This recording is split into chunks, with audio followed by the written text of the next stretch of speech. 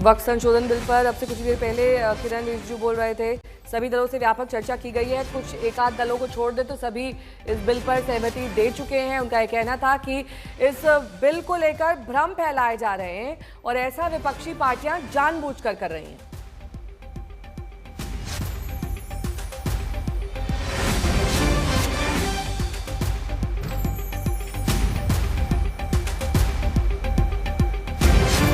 जरूरत पड़ी तो चर्चा का वक्त बढ़ाया जा सकता है। अभी फिलहाल चर्चा 8 घंटे तक की रखी गई है, यानी 12 बजे चर्चा शुरू होगी, 8 बजे तक चलेगी, लेकिन चर्चा बढ़ भी सकती है। विपक्ष ने 12 घंटे मांगे थे, 8 घंटे दिए गए हैं। मौसमी सिंह मेरी सहयोगी जुड़ गई हैं। मौसमी, साफ तौर पर रिजिजू ये कह रहे हैं कि विपक्ष टाइम का बहाना ना बनाए, क्योंकि 8 घंटे का समय पर्याप्त है। 12 घंटे भी चर्चा कर लीजिए, विरोध तो आप करते ही रहेंगे, तो फिर इस चीज का बहाना मत लेना कि आपको विरोध दर्ज करना है, अनलिमिटेड चर्चा चलती रहे और बिल पास भी ना हो पाए। देखिए, ये तू मैं लगातार चलती रहेगी और कहीं ना कहीं विपक्ष का कहना है कि जिस तरह से जल्दबाजी की गई पूरे बिल को लाने में, उसके बाद उसको जेपीसी भेजा गया और इतने कम डेडलाइन में ख़त्म कर दिया गया, उसी तरह से जल्दबाजी की जा रही है। इस बिल पे ठीक से चर्चा भी नहीं हो रही है और जेपीसी में भेज दिया गया था पहले भी, और इस बारी भी सिर्फ 8 घंटे का वक्त दिया जा रहा है। जाहिर तौर पर जिसकी जितनी संख्या है लोकसभा में नेहा, उतना ही वक्त मिलेगा। तो देखना दिलचस्प ये भी होगा कि क्या इस कम वक्त में विपक्ष, कांग्रेस, तृणमूल कांग्रेस, समाजवादी पार्टी, ये सारे दल, राजद अपनी बात कह पाते हैं या नहीं कह पाते हैं, क्योंकि जिस तरह से कौन वक्ता होगा इनका, क्या प्रियंका गांधी, राहुल गांधी भी वक्त पे बोलेंगे या किसी और को रखा जाएगा। सभी पार्टियां अपने सबसे बेहतरीन वक्ताओं को रखना चाहेंगी क्योंकि समय सीमा कम है। वही विपक्ष, सत्ता पक्ष का ये कहना है कि लगातार इसको घसीटा जा रहा है क्योंकि तुष्टीकरण की राजनीति विपक्ष कर रहा है। तो ये तो वार और पलटवार कल भी हम लोग को देखने को मिलेगा, लेकिन कुल मिला के कहानी ये है कि कल लोअर हाउस में ये बिल वोटिंग के लिए रखा जाएगा, चाहे वो पारित हो जाए, क्योंकि अभी संख्या बल सरकार के पास है। और ये देखना होगा कि क्या एकजुट होके जेडीयू और चंद्रबाबू नायडू की पार्टी पूरी तरह से इस बिल के पक्ष में वोट करती है या नहीं, और कितने आंकड़े आते हैं, क्योंकि उसी से आगे की रणनीति राज्यसभा में तय होगी, जहां पे सरकार की राह थोड़ी ज्यादा मुश्किल है। ठीक है, मैं लौटूंगी आपके पास। इस बीच जेडीयू ने भी अपने पत्ते नहीं खोले हैं। लगातार ये कहा जा रहा है कि जेडीयू ने सुझाव दिए हैं कुछ अमेंडमेंट यानी कि संशोधन इस बिल में लाए जाएं। मेरे सहयोगी शशि भूषण जुड़े हुए हैं तमाम जानकारी के साथ। केसी त्यागी भी, शशि भूषण यही कह रहे थे कि हम बता देंगे कि अमेंडमेंट क्या है, या हमने बता दिए हैं, लेकिन अभी फिलहाल स्पष्ट नहीं करेंगे। कल ही ये साफ होगा कि जेडीयू कितना साथ है सरकार के और कितना अलग है।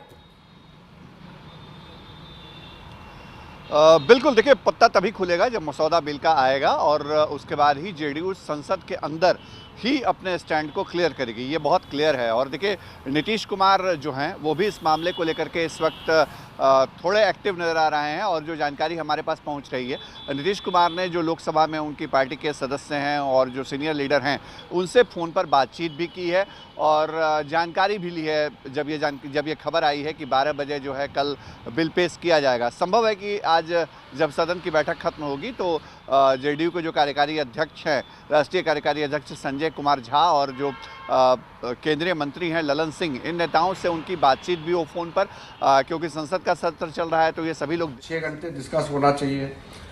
कुछ का मत था 4 घंटे और ज़्यादातर अपोजिशन पार्टी के लोग 12 घंटे का मांग किया।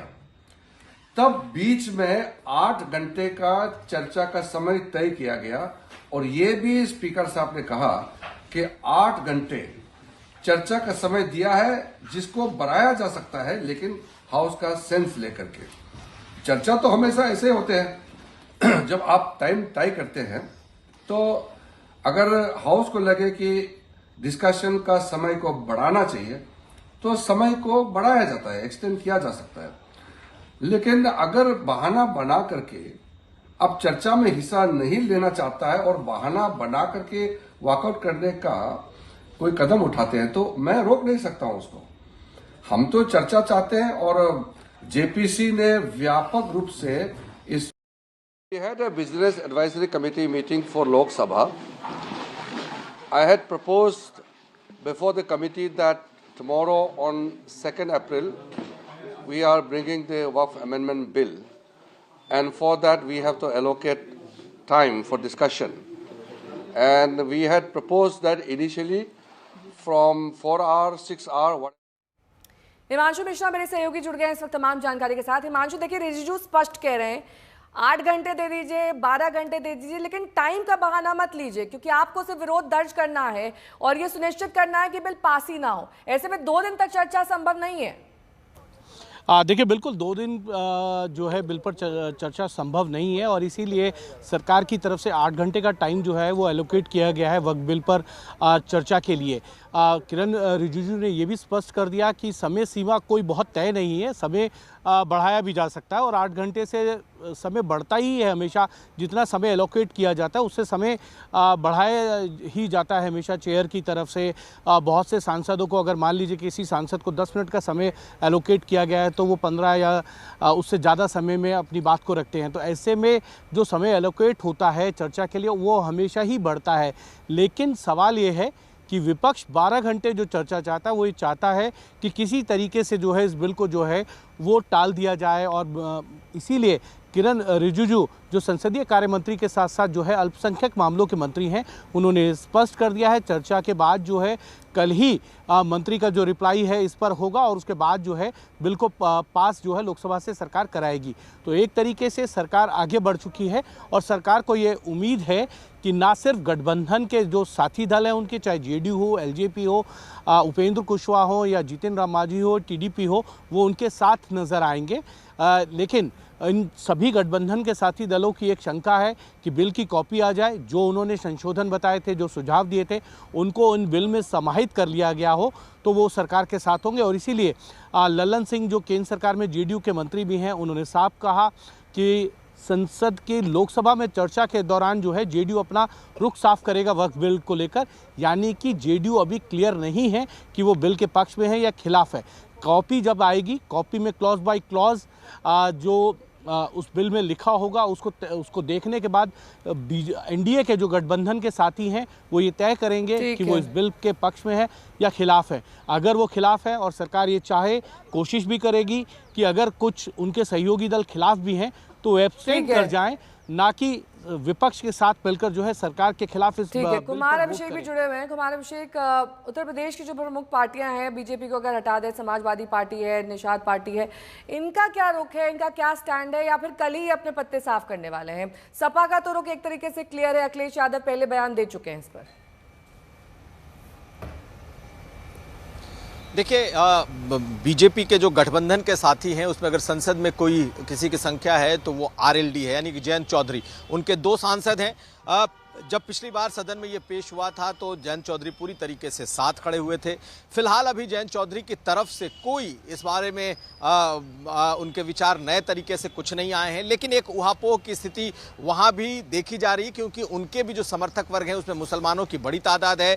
बड़ी तादाद में उनके साथ जो विधायक हैं वो भी मुस्लिम्स हैं। तो ऐसे में उन पर एक नैतिक दबाव है, लेकिन उनकी तरफ से अभी तक उनका क्या रुख है, क्या कुछ बदल रहा है रुख, ऐसी कोई बात सामने नहीं आई है। रही बात चाहे निषाद पार्टी हो या फिर ओम प्रकाश राजभर की सुभाषपा हो, दोनों पूरी तरीके से बिल पर सरकार के साथ दिखाई दे रहे हैं। लेकिन जैसा कि बताया कि सपा विरोध में, लेकिन एक बीएसपी का जो स्टैंड है वो थोड़ा अलग है। बीएसपी ने कहा है कि कह रखा है, मायावती का पुराना एक ट्वीट है कि इस पर सभी के साथ बातचीत के जरिए ही इस बिल पर आगे बढ़ा जाना चाहिए। और समाजवादी पार्टी का बिल्कुल खुला स्टैंड है, कांग्रेस का बिल्कुल खुला स्टैंड है। नज़र लेकिन रखनी पड़ेगी आरएलडी पर कि क्या जयंत चौधरी कल इसके समर्थन में खड़े होते हैं या वो इससे अलग रहते हैं, इस पर बड़ी नज़र होगी। मुसलमानों का ज़्यादातर जो मानना है, जितने संगठन हैं वो इसके खिलाफ दिखाई दे रहे हैं। नेहा, ठीक है। इसके साथ ही शशि भूषण भी सहयोगी जुड़े हुए हैं। शशि भूषण, केसी त्यागी की अगर बातों पर गौर करें तो कल ही तो पत्ते साफ होंगे, लेकिन क्या दोनों पार्टियां ये अफोर्ड कर सकती हैं, आरएलडी अगर जेडीयू की बात करें, कि वो सरकार के खिलाफ जाएं या फिर अगर उनका अमेंडमेंट ना माना जाए तो वो नाराज हो जाएं, क्योंकि चुनाव नजदीक है? देखिए, बहुत बड़ा कदम होगा अगर ऐसा होता है कि बिल का समर्थन जेडीयू ना करे या फिर लोक जनशक्ति पार्टी रामविलास चिराग पासवान की पार्टी ना करे, तो इन दोनों दलों के लिए बिहार में मुश्किलें विधानसभा चुनाव के नज़रिए से भी होंगी और केंद्र में फिर ये कैसे सरकार के साथ रहेंगी, ये भी एक बहुत बड़ा सवाल है। तो ये बहुत आसान भी नहीं है इन चीज़ों को, शायद केंद्र सरकार भी इस बात को समझ रही हो और इसीलिए ये बार बार कहा जा रहा है कि जो सुझाव दिए गए जेपीसी की कमेटी में इन दलों की तरफ से, शायद उसको उसमें समाहित किया जाएगा। दो और दल हैं जो बिहार एनडीए के अंदर हैं, एक जीतन राम मांझी की पार्टी हम है और दूसरे जो आरएलएम है, राष्ट्रीय लोक मोर्चा, उपेंद्र कुशवाहा की वो है। दोनों दलों के दोनों नेताओं से हमने संपर्क करने की लगातार अभी कोशिश की है, हालांकि संसद में होने के कारण उनसे बातचीत नहीं हो पाई है। जैसे ही उनका रिएक्शन आता है बिल को पेश किए जाने को लेकर के, उनका स्टैंड क्या रहेगा उसको लेकर के, वो हम अपने दर्शकों को जरूर बताएंगे नेहा, क्योंकि जीतन राम मांझी अपनी पार्टी के इकलौते सांसद हैं, वो केंद्र सरकार के अंदर मंत्री हैं, तो उनका रुख क्या रहता है ये देखना दिलचस्प होगा। और उपेंद्र कुशवाहा जो लोकसभा का चुनाव तो हार गए थे आरएलएम के अध्यक्ष, लेकिन बीजेपी ने उनको राज्यसभा भेजा, वो राज्यसभा के सदस्य हैं, तो उनका क्या स्टैंड होता है, यहां पर भी हमारी नजरें बनी हुई हैं। नया ठीक है, इस बीच आपको ये बता दें कि कल प्रश्नकाल यानी कि क्वेश्चन आवर के बाद इस बिल को लगभग 12 बजे पेश किया जाएगा। 8 घंटे चर्चा का समय दिया गया है, हालांकि एक्सटेंशन समय की मांग की जा रही है कि समय को और बढ़ा दिया जाए।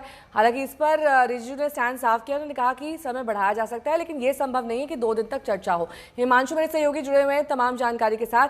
हिमांशु, ये जो इस पूरे बिल पर हम विपक्षी पार्टियों का स्टैंड देख रहे हैं, मान रहे हैं कि कांग्रेस मुख्य तौर पर इसका विरोध कर रही है, अन्य पार्टियां भी हैं, लेकिन जो सहयोगी पार्टियां, मुख्य पार्टियां जो मानी जाती हैं, एलजेपी हो गया, टीडीपी हो गया, टीडीपी की चर्चा हमने एक बार भी नहीं करी है। चंद्रबाबू नायडू का क्या स्टैंड है बिल पर? देखिए, चंद्रबाबू नायडू की तरफ से जो है जेपीसी में जो उनकी पार्टी का प्रतिनिधित्व कर रहे थे कृष्णा, उन्होंने 3 अमेंडमेंट दिए थे। जो जेडीयू के अमेंडमेंट थे वही अमेंडमेंट जो है कृष्णा की तरफ से मूव किए गए थे और उसके बाद सरकार ने जो है इस जेपीसी की रिपोर्ट को मान लिया और जेपीसी की रिपोर्ट के आधार पर ही जो है नया कैबिनेट में बिल लेकर आई। कैबिनेट से ये बिल पास हुआ। जब कैबिनेट से बिल पास हुआ तो इस बात को नेहा समझना होगा कि वहाँ जेडीयू का भी प्रतिनिधित्व था, यानी राजीव रंजन सिंह, ललन सिंह वहाँ पे मौजूद थे। दूसरी तरफ टीडीपी की तरफ से जो है राम मोहन नायडू, जो टीडीपी का प्रतिनिधित्व करते हैं कैबिनेट में, मोदी सरकार में मंत्री हैं, सिविल एविएशन मंत्रालय उनके पास है, तो दोनों ही मंत्री वहाँ पर थे।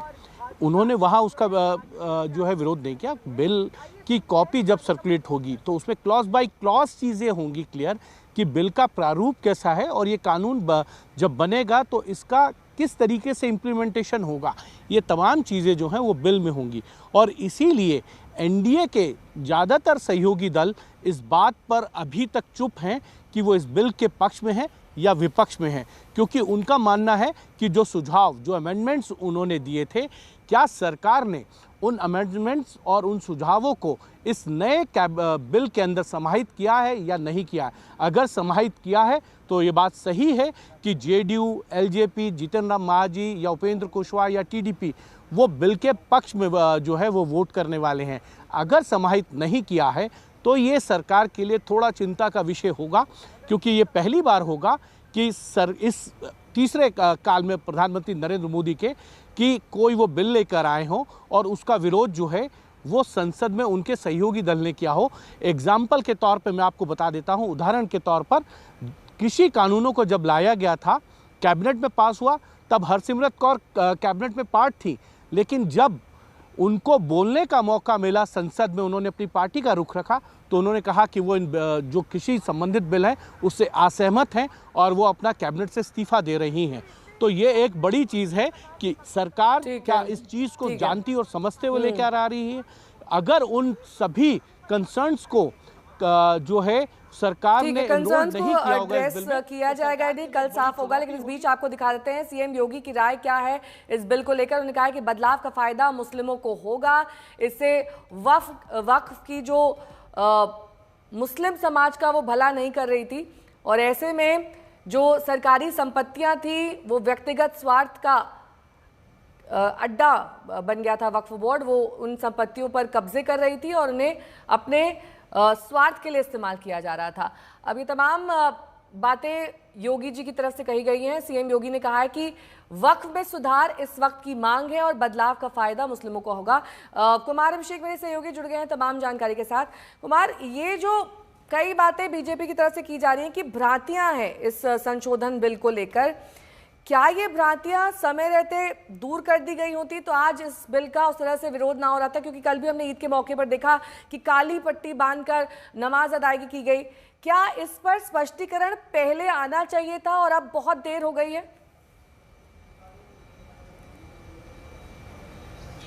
देखिए, मुस्लिम समाज के एक बड़े तबके में इसे लेकर संशय है, इसमें कहीं कोई दो राय नहीं है। क्या भ्रांतियां दूर करने की कोशिश की गई हैं या फिर जो Indian Muslim personal law board है वो इसे अपने तरीके से ही देखता है, वो सरकार के नज़रिए को बिल्कुल समझना नहीं चाहता।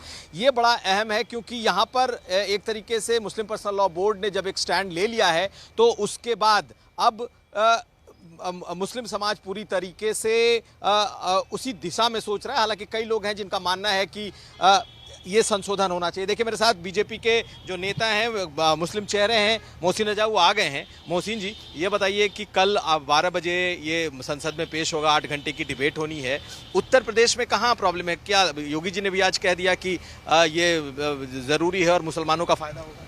देखिए, कल हम समझते हैं कि उत्तर प्रदेश नहीं, देश के मुसलमानों के लिए वक्फ कल्याण दिवस के नाम से जाना जाएगा, क्योंकि जिस तरह से पहली बार देश में इस तरह के वक्फ के संशोधन लाए जा रहे हैं जिससे दबे कुचले पिछड़े मुसलमानों का बहुत बड़ा फायदा होने वाला है, उन लोगों को न्याय मिलने वाला है जिनकी संपत्तियां वक्फ में दर्ज हो गई थी, जिनके विवाद सदियों से चले आ रहे थे, उनको खत्म करने का ये एक बहुत अच्छी पहल है। क्योंकि कांग्रेस ने नहीं किया, कांग्रेस के काले कृत की वजह से ही आज तक एक भी मुसलमान, एक भी हमारी मुस्लिम बहन, एक भी हमारा मुस्लिम भाई उससे आच्छादित नहीं हुआ। लेकिन मुस्लिम समाज में आशंका तो है ना, बहुत सारे लोग विरोध कर रहे हैं, वो कह रहे हैं कि उनके दरगाह, उनकी मस्जिदें, ईदगाह छीन। बिल्कुल भी, ये वो लोग हैं जो गुमराह करने का काम कर रहे हैं, जिनके पास अकूत वक्फ की संपत्तियां हैं। इन्होंने ही सारे मुस्लिम समाज के दबे कुचले पिछड़े मुस्लिम का वक्फ का जो अधिकार था उसको छीनने का काम अगर किसी ने किया है तो चंद मुसलमानों ने किया है या चंद मुस्लिम धर्म गुरुओं ने किया है जो विरोध करते सड़कों पर आपको दिख रहे हैं,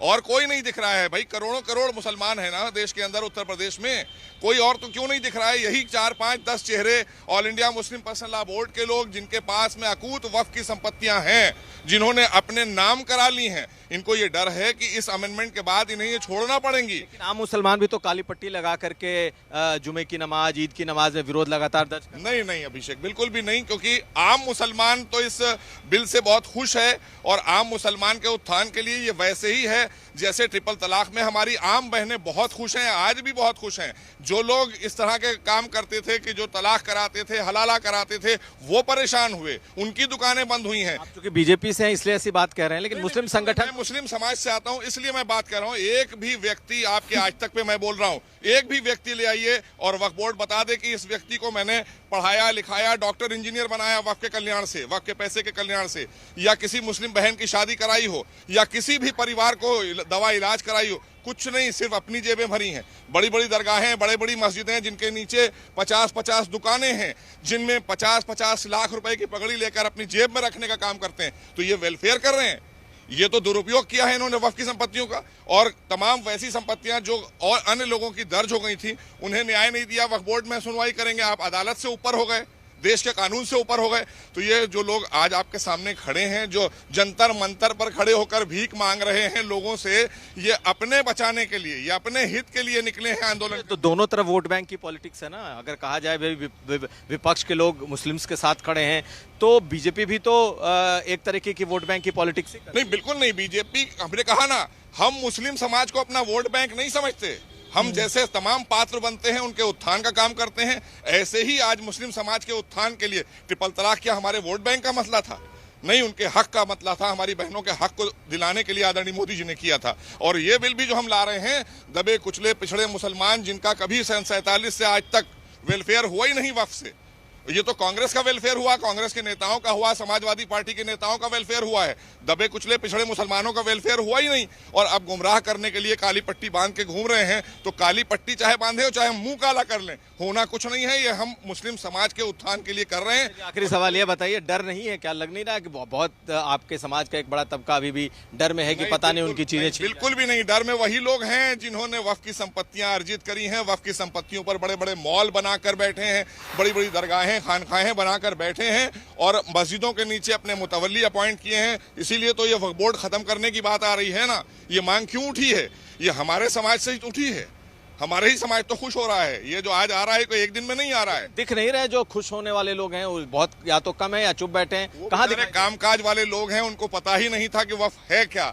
जैसे ट्रिपल तलाक को लेकर हमारे यहाँ कानून लाया गया, अब आज उनको पता चल रहा है कि हमारे हुकूक के लिए, हमारे हक के लिए आदरणीय मोदी जी ये बिल लेकर आ रहे हैं। भारतीय जनता पार्टी ये बिल लेकर आ रही है कि जिससे हमारा कल्याण होगा। दबे कुचले पिछड़े मुसलमान उसके पैसे से पढ़ेंगे, संपन्न होंगे, बच्चियों की शादियां होंगी, डॉक्टर इंजीनियर बनेंगे। ध्रुवीकरण भी तो दिखाई दे रहा है कि बिल्कुल ये वो लोग बात करें ना जो तुष्टीकरण की राजनीति करते थे। तो कांग्रेस ने किया था। कांग्रेस से पूछिए कि तुमने वक्फ बोर्ड को असीमित शक्तियां क्यों दी थी। परेशानी तो उनकी है। ये कौन लोग हैं जो घूम रहे हैं? ये कांग्रेस के नेता हैं।